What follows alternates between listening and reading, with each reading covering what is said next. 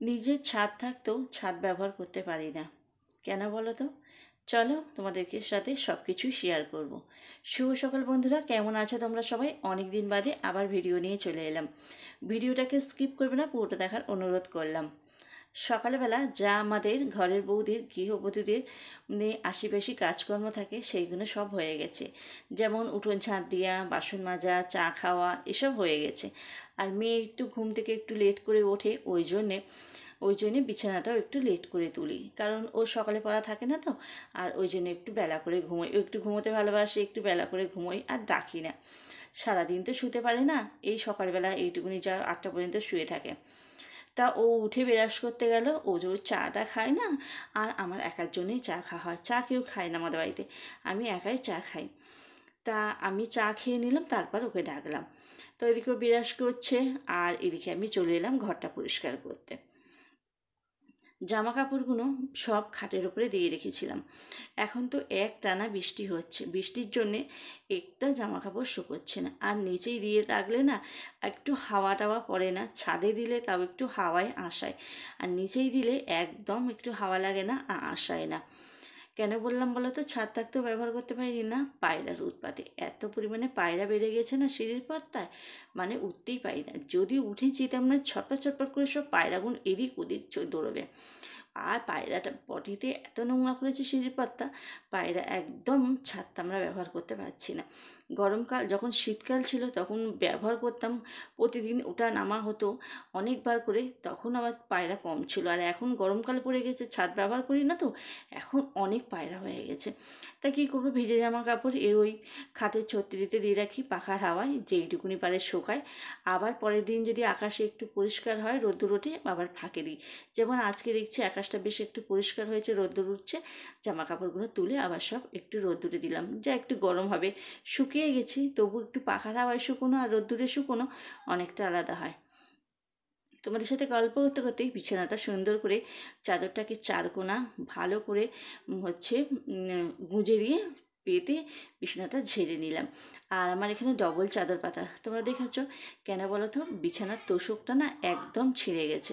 তোষকটা যে আমি পাল্টাবো, পাল্টাতেও পাচ্ছি না, মানে পাল্টালে এখন অনেকগুলো পয়সা লাগবে, ওই জন্যে তোষকটা যে নতুন করে করব সেও করতে পারছি না। আর তোষকটা নিচে আর একটা চাদর পেতে থাকলে না তোষকটার উপরে রহটা একটু কম হয়। ওই যে চেপে নামলে না একদম তোষকটা পরপর করে ছিঁড়ে যাচ্ছে, ওই জন্যে ডবল চাদর পেতে রেখে দিই। সমস্ত কাজকর্ম সেরে চান সারা হয়ে গেছে। আর এখানে দেখো পড়ে যাচ্ছে, এখানে সয়াবিন সিদ্ধ করছি। সয়াবিনটাকে একটু লবণ দিয়ে সকালে ভিজিয়ে রেখেছিলাম, একটুখানি হালকা করে একটু ভাবিয়ে নিলাম, না হলে না একটু শক্ত থেকে যায়। আর এখানে রান্নার সমস্ত সব কিছু গুছিয়ে চান করতে গেছিলাম।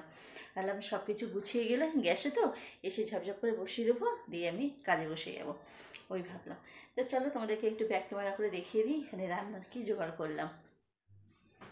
দেখো, লবণ হলুদ মাখিয়ে রেখেছি ডিমে। আর এখানে আলু কেটেছি, পেঁয়াজ, আদা রসুন পেস্ট করা আছে। কড়াইতে তেল দিয়ে দেবো।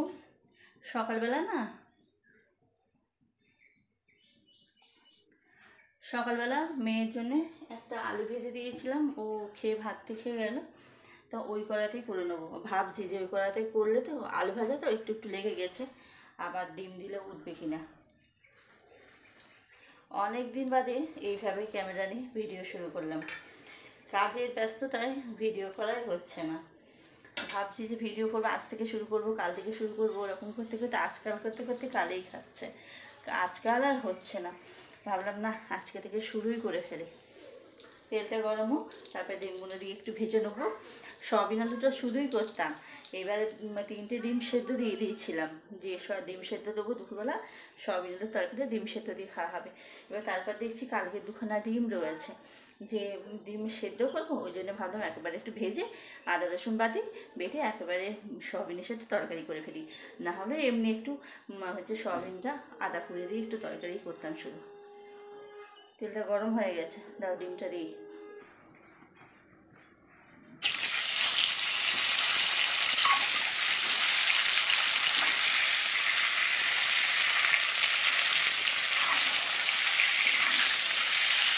না, লেগে যাচ্ছে না, ভালোভাবে উঠে যাচ্ছে। ডিমগুলোকে একটু করে চিড়ে দিয়েছি, নাহলে আবার ফেটে যাবে।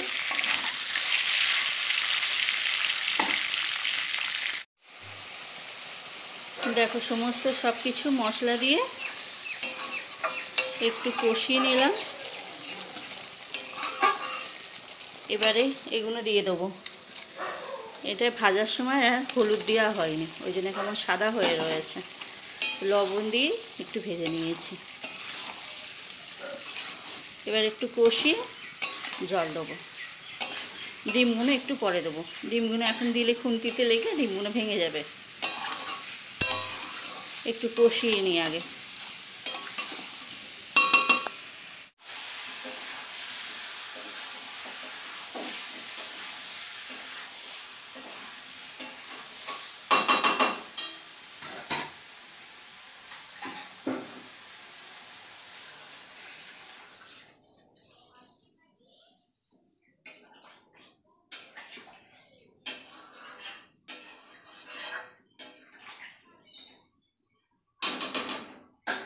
জল দেওয়া হয়ে গেল, এবার চাপা দিয়ে রেখে দেবো। একটু নামানোর আগে একটু গরম মশলা দিয়ে দেবো। চলো, রেশনের চালটা ব্যাগের মধ্যেই বসানো ছিল, হাঁড়িতে আর ঢালা হয়নি। হাঁড়িতে একটু অল্প চাল ছিল, ওই জন্যে আর ঢেলিনি।